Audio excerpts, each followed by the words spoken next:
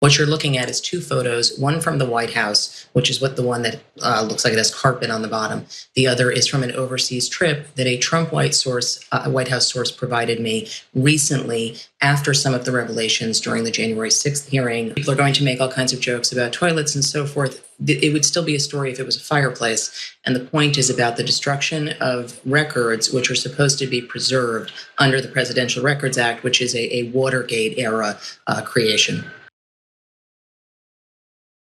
Yeah, so the idea that the president is not supposed to actively destroy documents is a legal thing. Destroying them is potentially illegal. And the reason I want to focus on this is that I love the idea that the president could commit a crime and it would matter. I think that that's like a nice, quaint thing.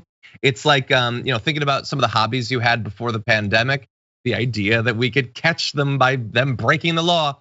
No, he did it and nothing will happen. You're seeing the photos next to me. Those are from one's from the White House, one is from a trip. He regularly takes the documents that are supposed to be preserved, rips them up and throws them away.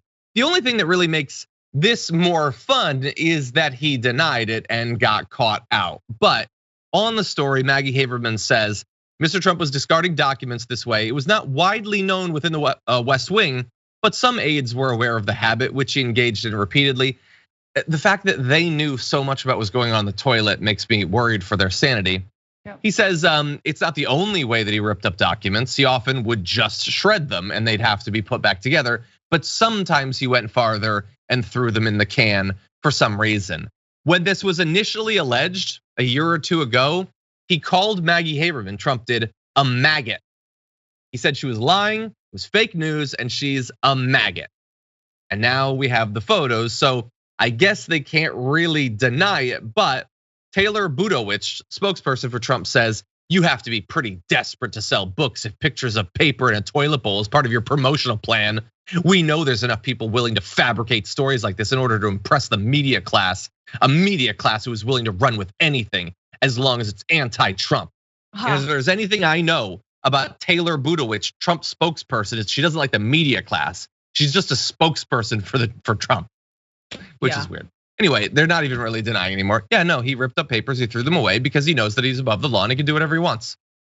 It's so funny to me, like the Trump and the New York Times relationship and the Maggie Haberman relationship is just the most hilarious like 3-part play of like you could have, she was in the palm of your hand.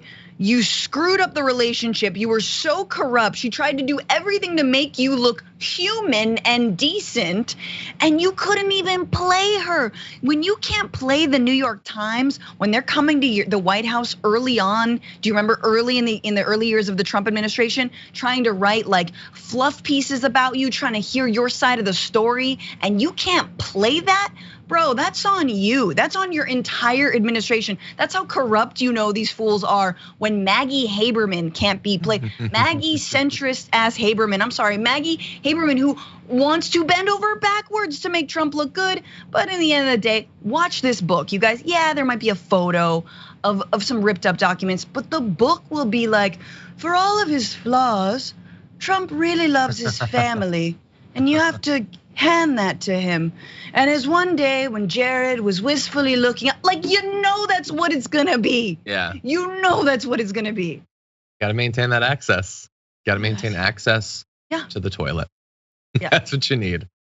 Anyway, I don't know, the image of him just taking like the government and throwing it in the toilet, it just seems sort of perfect. It's almost poetic.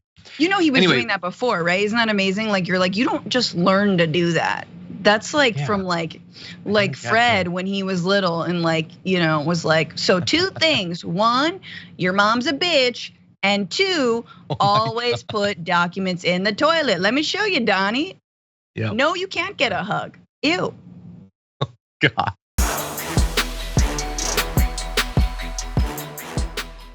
For more political news breakdowns, interviews, stories of activism, and me trying my hardest to care about the occasional big celebrity news story, subscribe to our YouTube channel at youtube.com/thedamagereport.